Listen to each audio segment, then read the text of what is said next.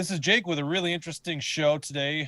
I'm interviewing Merle and Carol Hexum from Perham, Minnesota, which is way up in Otter Tail County. This is a fascinating story. We just wrote about this. Jesse Smith did the investigative work.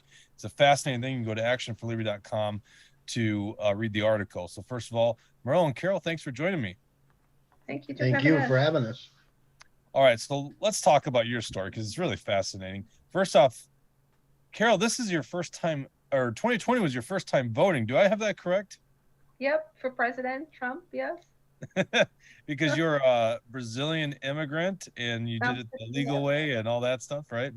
Yes, I did. And so then you got to finally cast a vote. And obviously you guys are conservative Republicans, and you want to get involved in the process in 2020. What really got you motivated to get involved?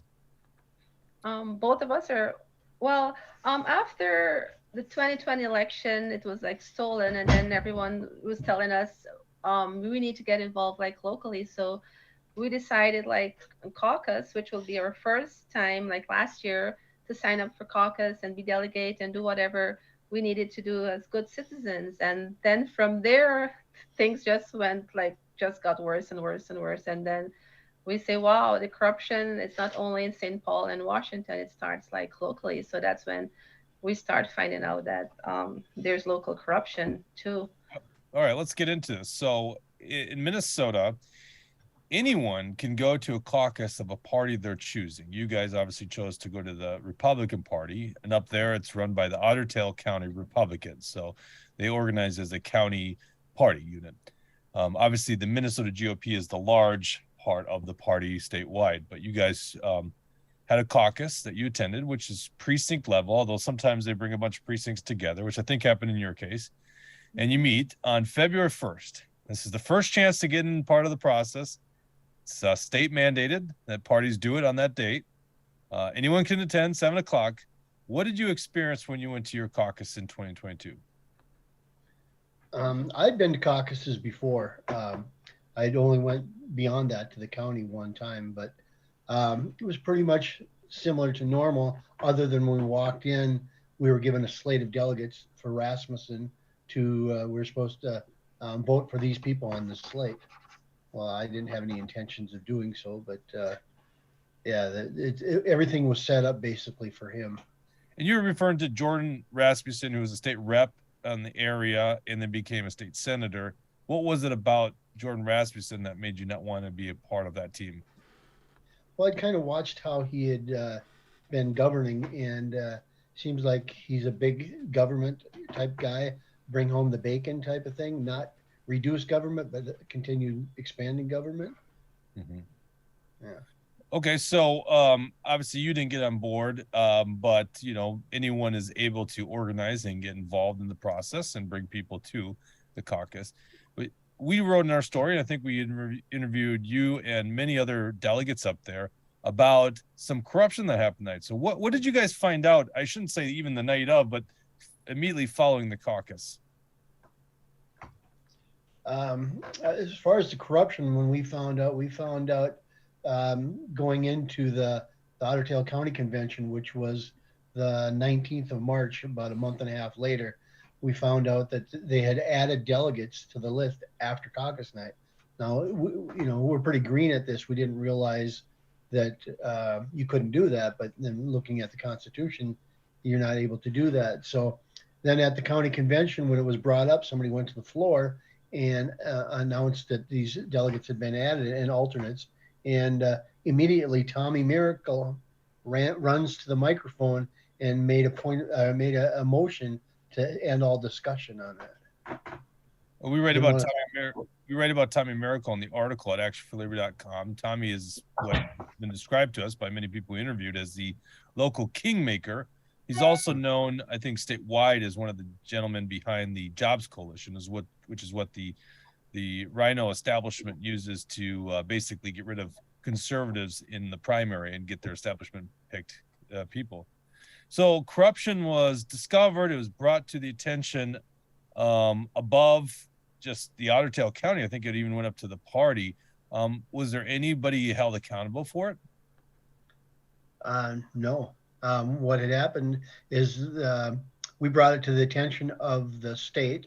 What the state did then at the endorsing convention, they put on some type of a sham show. They brought some gal in there to speak with everybody out in the foyer during a break, and only those people from that specific precinct could bring up any irregularities.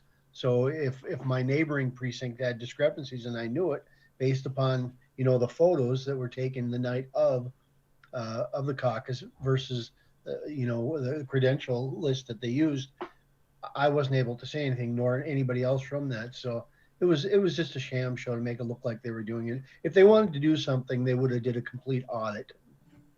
And I think that's a great point. For people that don't know, the only way a delegate by the party constitution, and actually you could say statute even says this as well in Minnesota, is that a person's name is put forward on caucus night, and the delegate or the body of people in that precinct that showed up can vote for that person to be a delegate.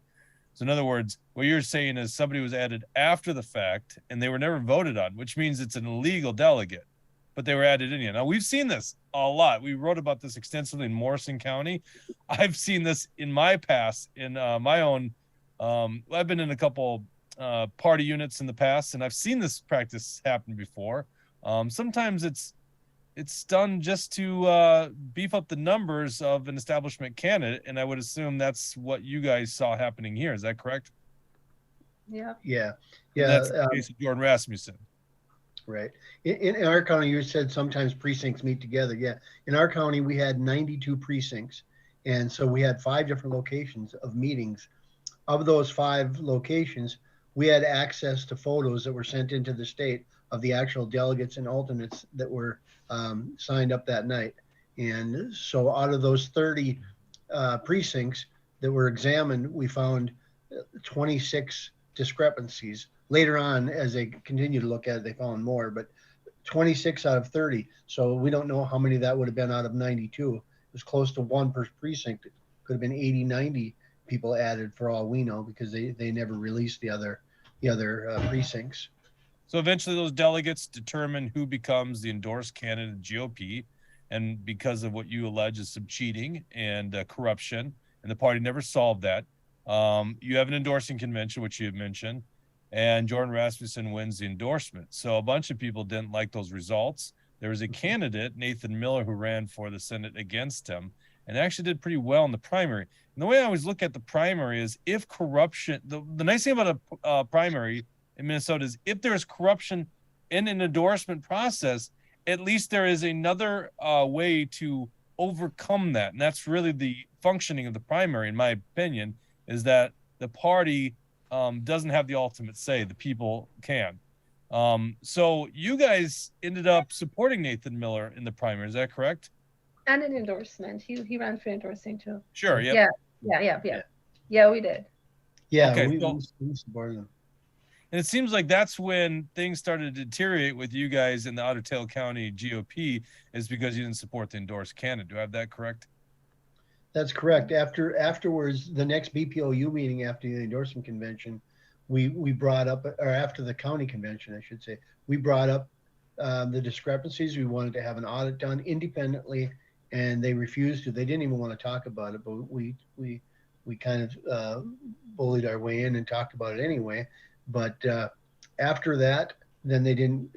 Every other BPOMU meeting after that March one was completely closed. Sometimes they met in person behind closed doors. Sometimes they had Zoom meetings. All right. So the Democrat, we know they're pretty much top-down authoritarians. I think that goes without question these days. If you don't believe me, just ask Bernie Sanders supporters. But what's fascinating to me is the Republican Party, which is supposed to be the grassroots conservative party, doesn't appear to be that way in many different instances. And Otter Tail County is one of the most fascinating ones. They don't meet as a party unit. They push on a candidate who really, in my opinion, doesn't fit the district that well. And lo and behold, they end up being one of the top fundraising county Republican parties in the whole state. They raised $42,000. Now you can go to actionforliberty.com, read our article about this, but they're raising money from lobbyists and PACs in the Twin Cities and wealthier donors. So for a what we call a BPOU, Basic Political Organization Unit in Minnesota, it's pretty astounding for a group that doesn't meet. They actually do very well in terms of fundraising. And just to put this in perspective, they hadn't raised over $10,000 in the previous couple election cycles. So they more than quadrupled, I think even way more than that, in terms of revenue. And it's interesting, why would lobbyists and PACs from the Twin Cities care about a little Otter Tail County Republican Party? So how does that make you guys feel, knowing that you basically don't get heard by your Otter Tail County GOP? Meanwhile, lobbyists and PACs get a big say and they start pushing money into that bank account. Yeah, they're buying access, basically what they're doing. And you know, Republicans always say the same thing. I'm conservative, I'm pro-life, I'm pro-Second Amendment, vote for me. But if you watch what they do when they get into office, they really don't do much. They talk a good game, but they're only there to line their own pockets for power. And you were talking about why we got involved more. We got involved more because Trump really opened our eyes to how bad the Republican Party is. We knew the Democrat Party was bad. We knew the media was bad, but he really opened our eyes up. And then when we got involved locally, we couldn't believe it. There were people that we knew that I've known for 50 years that have that were part of the swamp, and you know, we saw the corruption that was going on right here in our own county. We couldn't believe it.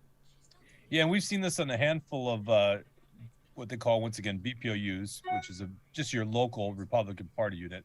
However, the vast majority are doing just fine. They're actually run by good people, good volunteers that actually have the right intentions. It's just sometimes a small fraction of them that actually want to keep their, I guess, fiefdoms or rule over their loyal subjects who just come there and follow their lead. And it just doesn't seem like that's going to go without notice these days, in many parts because of Donald Trump exposing the swamp in DC, but also exposing the problems with the Republican Party. So I think your mentality is correct. And, you know, why stand for corruption? If you see corruption, why stand for it?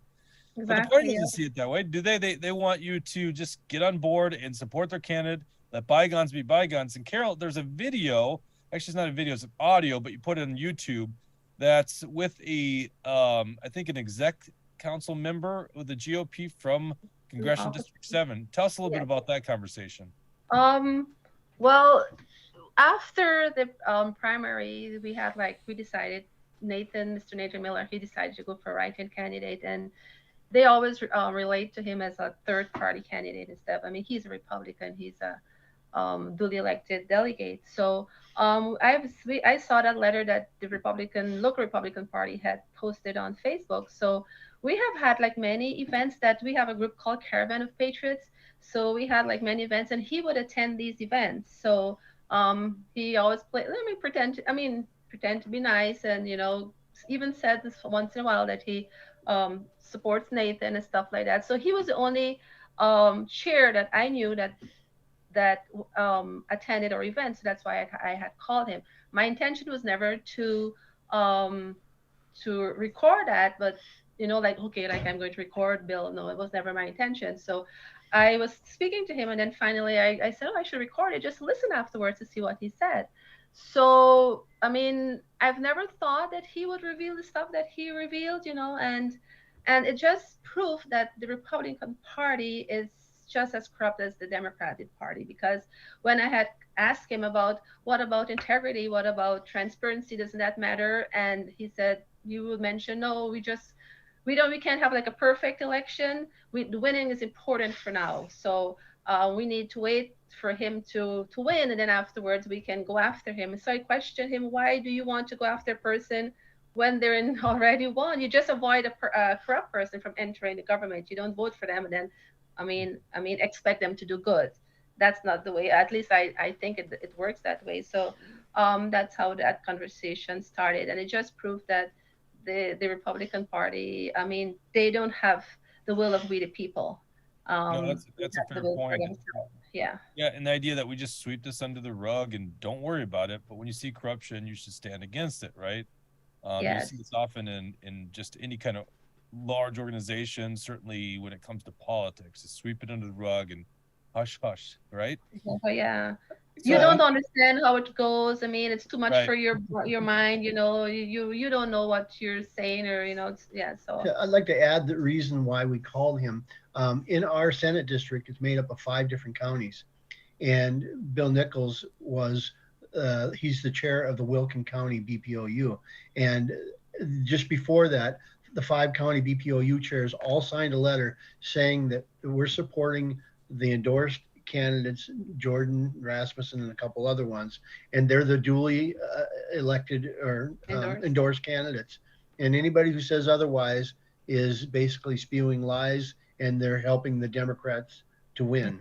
And I thought, he signed this letter. How could they sign that letter? We're not liars. And we knew that there was corruption there. They should have signed a letter because they were all affected by Otter Tail County, demanding Otter Tail County do the audit.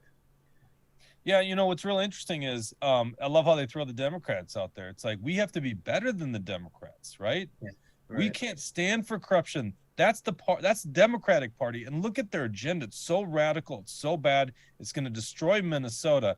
We have got to overcome that. We've got to be more powerful than that. And that's why we don't stand for corruption. Democrats, meanwhile, they're ripping off the taxpayer. They're not giving back a surplus. They're spending to oblivion on domestic programs that no one wants, no one asked for. They can't even choose genders. The most radical abortion bills in the world. And by the way, you can't own a lawnmower that's gas powered after 2025 if one of these bills gets passed. It's absolutely ridiculous. So I commend you guys for doing this. And yeah, I know Nathan Miller did a write-in campaign, and those rarely ever work. They certainly don't work in rural Minnesota. The only exception I've ever seen, I think, is in a big city. Duluth had a write-in candidate basically when a Democrat ended up having, let's just call them love relations with younger men at a rest station. I can't remember the gentleman's name. This is about 10 years ago. So the Democrats basically had a write-in campaign that was successful, but essentially they don't work that frequently. And your district is solidly Republican, so quite frankly, a Democrat wasn't going to win. So you guys stood up for corruption. You're commendable. You're getting in the party for the right reasons. You guys are conservative activists. You're motivated, inspired by Donald Trump. You would think that a party that just put up a goose egg, couldn't win a single statewide election, lost the House, lost the Minnesota Senate, would not be in a position to throw anyone out of the party, to leave anyone out of the process. But what did you encounter a couple weeks ago when you were getting ready to go to your off-year convention? And for folks that don't know, you have a convention 2022 or an election year to endorse a candidate, and then the off election year, so this 2023, you have one to choose party leadership. So what happened to you guys a couple weeks ago? Well, prior to that, we the meeting was on the 11th, and a few days prior, we haven't had received a convention call as yet. So many of us sent them an email just wondering why we didn't receive a convention call. And then I think it was February 3rd, I'm guessing. It was on that Friday before, the 3rd. Yeah. 8 days before the convention. Yeah, when they sent us, it didn't even seem like an official document that they sent a bunch of us that they have had a meeting, and we were suspended from attending the convention. But however, we decided to go, and it was just like we weren't allowed to enter the convention. Yeah, it was a generic letter. It had our first names. We each got an email, and they both went to our spam, which a lot of people we talked to, almost all of them went to their spam. I don't know if they did that intentionally. You had to go Probably look not. for it. Probably just big tech. Okay. And then nobody signed the letter. So yeah, it was done just 8 days before. So we didn't get our 10 or 14 days, whatever it was that we're supposed to have them by. And then the convention. How many people were affected? 33. 33, yeah. So essentially the party that lost everything this last election cycle is throwing out 33 voices, 33 people to become delegates. Right. They have no choice. They have no choice because we demand that this audit be done. I mean, this isn't going away, and they can't have an audit because an audit would reveal the corruption. So they're between a rock and a hard place. So they have to go deeper and deeper in the cover up. Now, is the Republican Party of Minnesota doing anything to support you guys? Saying, hey, we want you. Otter Tail County's out of their minds? No, No, never. no. It's unbelievable. I think that might get, there's a chance that could get fixed. I know there's some people in the executive council that are not too happy with how they went about this process. So essentially, now we've chatted with a bunch of people about Otter Tail County, and some of the people we chatted with to get the story written actually did make it through the process. So we heard at the convention, basically Jordan Rasmussen's closest confidants and Tommy Miracle, who seems to be the kingmaker in the area, both were able to get the entire leadership of Otter Tail County, all their people in. Thus, I guess, in your guys' eyes, never fixing corruption and never going to ever do anything in terms of supporting people like you who actually want a fair and free election. Does that seem about right? That's right. And they rammed through their new constitution. Every time they change the constitution, what I've seen, even going to the CD7, all these new amendments take power away from the grassroots and put it up on top amongst the leadership.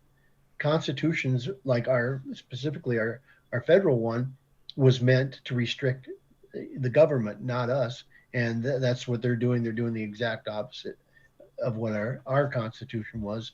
Is they're taking more and more authority and keep us out of the loop. Matter of fact, they wouldn't even let us in as guests.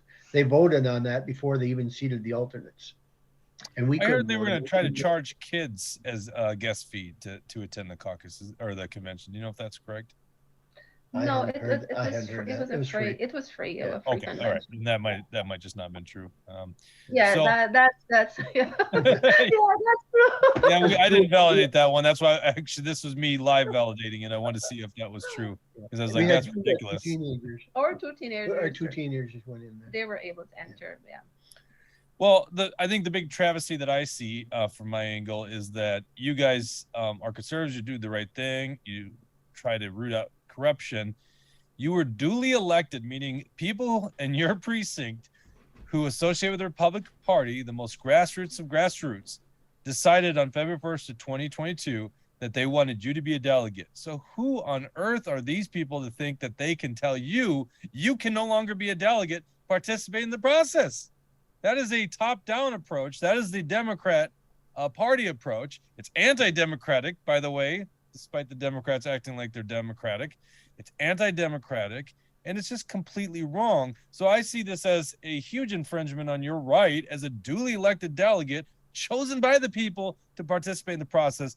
And the idea that it was 36 people that were affected by this, at least 36, means that essentially they probably got anything they wanted done at that convention. And in this case, it sounds like they just wanted a cushy leadership of the GOP to support Jordan Rasmussen, who it seems like they're trying to make into a, somebody in leadership in the Minnesota Senate, which will be really fascinating to see where that goes from here on out. Any part of the story I'm missing out on? Not that I can think of. Yeah. I mean, I went live on Rocks and Cows, so there are like many videos that I explained and showed what was going on. We were mainly in the hallway talking and praying, and they even called the law enforcement on us. So, yeah. And by the way, if they were to want to kick you out and therefore bring law enforcement in, they would need to at least assemble the body of the convention, because they don't own the convention. The convention's owned by the delegates. That's another very important thing, is if they were to throw you out, the convention body has to determine that, not them, not leadership, especially leadership that just meets privately and is funded by PACs and lobbyists in the Twin Cities. I don't think most people know that about Otter Tail County GOP, but it's a fascinating thing. Well, I really appreciate you guys opening up. We had chatted with a bunch of people about this story. I think it's a fascinating story. I hope you guys stay involved in the process. Corruption does not belong in any political party, but certainly the Republican Party, because quite frankly, we're all seeing firsthand what the Democrats are up to, and we've got to stand against that. And it's just not good to have any of these kind of shenanigans taking place, certainly with conservative grassroots people like yourself. So thank you very much for sharing your story. Thank you. Thank you, Jake. And that's all we got for this short episode, this special show about corruption. We'll be live Tuesdays and Thursdays, 1 o'clock with The Truth Hurts, and hope you tune in. Thank you very much.